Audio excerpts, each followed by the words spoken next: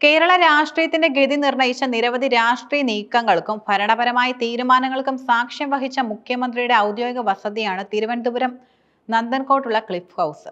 താൻ താമസിക്കുന്ന കെട്ടിടത്തിൽ എത്ര മുറികളുണ്ടെന്ന് മകൻ അറിയില്ലെന്ന മുഖ്യമന്ത്രി പിണറായി വിജയന്റെ പരാമർശം വീണ്ടും ക്ലിഫ് ഹൗസിന്റെ ആഡംബരത്തെയും അതിന്റെ നിലനിൽപ്പിനെ ചുറ്റിപ്പറ്റിയുള്ള സാമൂഹിക സംവാദങ്ങളെയും പൊതുജന ശ്രദ്ധയിലേക്ക് കൊണ്ടുവന്നു.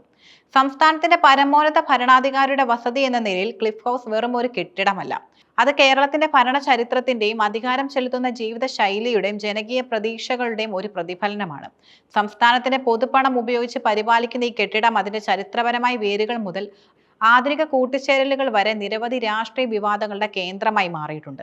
കെ കരുണാകരന്റെ നീന്തൽക്കുളം മുതൽ പിണറായി വിജയന്റെ കാലിത്തൊഴുത്ത് വരെയുള്ള കൂട്ടിച്ചേർക്കലുകൾ ഭരണാധികാരികളുടെ വ്യക്തിപരമായ ഇഷ്ടങ്ങളും പൊതുഫണ്ടിന്റെ വിനിയോഗവും തമ്മിലുള്ള അതിർവരമ്പുകൾ എപ്പോഴും ചോദ്യം ചെയ്യപ്പെടുന്ന ഒരു ഇടമാണ് ക്ലിഫ് ഹൗസ്. ക്ലിഫ് ഹൗസിന്റെ നിർമ്മാണത്തിന് 1939 തിരുവിതാംകൂർ രാജഭരണകാലത്താണ് തുടക്കമിട്ടത്. ദേവസ്വം വകുപ്പിന്റെ ചുമതലയിലുണ്ടായിരുന്ന ദിവാൻ പേഷ്കാർക്ക് താമസിക്കാനാണ് ഈ മന്ദിരം ആദ്യം നിർമ്മിച്ചത്.